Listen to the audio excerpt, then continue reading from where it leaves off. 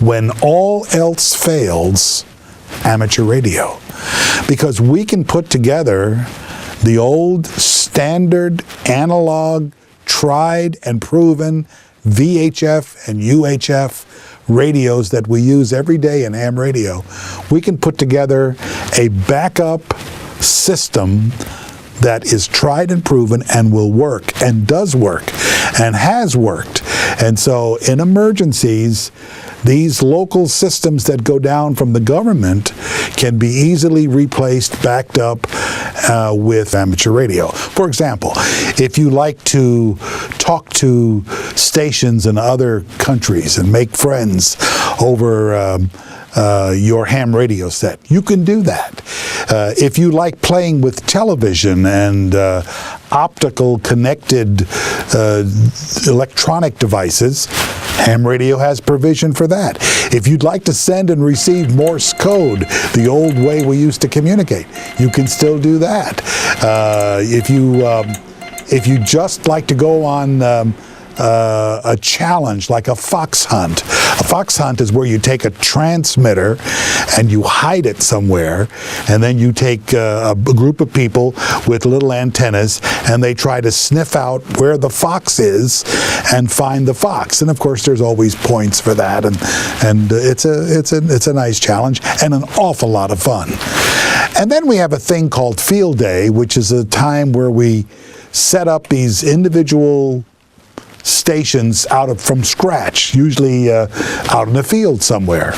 And we set up antennas and set up these stations and bring generators and batteries and power supplies, and we start transmitting all over the world, talking to as many people as we possibly can. And of course each station is a point, and then you add up all the points and it's another contest, and it can be quite a lot of fun. So it's really where your interests lie. If you like to if you like to use your computer and hook it up to a radio and then have wireless internet, totally non-dependent upon the internet, because one day the internet may go away through a storm or some other kind of problem, and we have computers that are connected to radios, and we can make them hop from radio to radio and send messages. One of the neatest things is to be able to send a message from here in Cocoa, Florida, all the way to the state capitol in Tallahassee, just from your keyboard.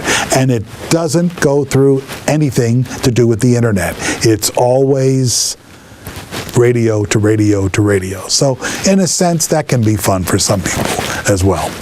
And just talking on a local basis to friends and kidding around, having a good time. That's what the hobby affords. Lots of different opportunities to enjoy yourself. I can remember as a teenager, and I've been a ham for many years, coming home from school one day and doing my homework, I got a phone call. "Ray, we need you." I said, "What's going on?" "Well, there is a padre on the air in Peru, and we're losing his signal. But you have a big station, so do you mind getting on frequency and seeing if you can talk to the padre?" So I got on the air and I spoke to the padre, and what the padre was saying is that one of the little children in his little town in an obscure part of Peru was bitten by a poisonous snake, and they desperately needed serum. So here I am in Miami at the time. That was my home. I'm speaking to the padre in Peru. I get a hold of the Red Cross. They get a hold of a hospital. The hospital gets a hold of the serum, and other ham operators make arrangements with the airlines. We get that serum on a flight, and within 2 hours the serum was on its way to Peru and saved that little boy's life. Now, it just doesn't get any better than that in using a hobby to help your fellow mankind. It really is terrific. And of course, in emergency communications today, I'm honored to be the emergency coordinator for the Amateur Radio Emergency Service for Brevard County and for South Florida. And we have many ham operators that are willing to help and come forward in time of need to supply this kind of backup emergency communication system when all else fails.